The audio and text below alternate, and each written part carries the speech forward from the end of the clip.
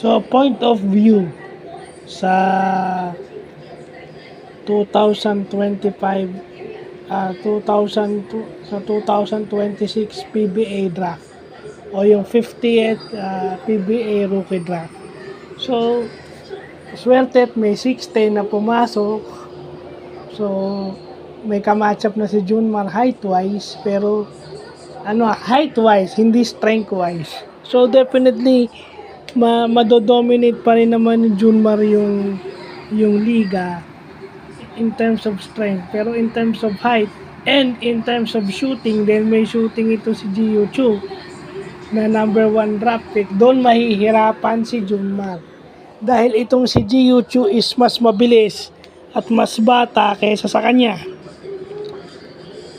So kung post-up, walang problema. Kaya niya si Ang problema doon, pag nag-pick and roll, pag nag-ball screen offense itong si Jiu Chu at nag-dive or nag-pop out, doon mahihirapan si Junmar.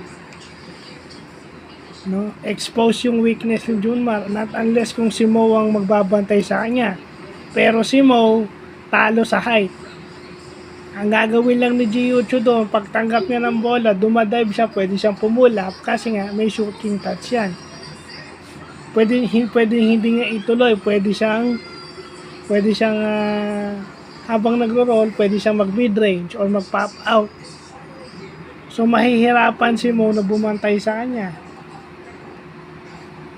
At kung pinagbantay mo naman sa kanya sila Andreas Cahilig, height-wise, medyo mahihirapan. Iba kasi yung nadadala ng 6'10" ka eh. At actually, lahat na nakuha sa draft kahapon is wing players. Most are 6'3", 6'4", 6'5" guys. Wing players na yan, mostly forwards.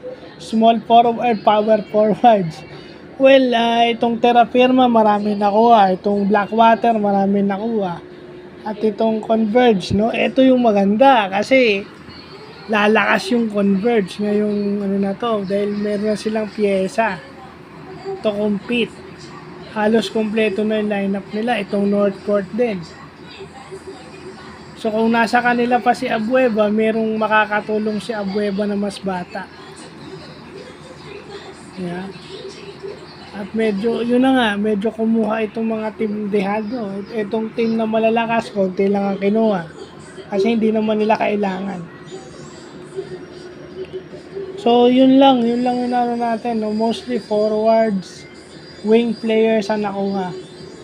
And guards. Bira yung sentro, yung Lepalam lang ata, and si Jiu Chu yung 6'9", 6'10" na nakuha.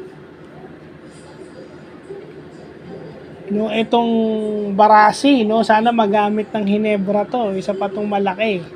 6'7" guy. Ito yung magpapalalim ng frontline ng Hinebra na pwedeng makatulong ni Brownlee dahil si Brownlee yung nagmumukhang kawawa na kailangan maglaro ng extended minutes dahil halos kulang sa malaki. Even si Japet dahil kulang sa malaki. So, yun lang po.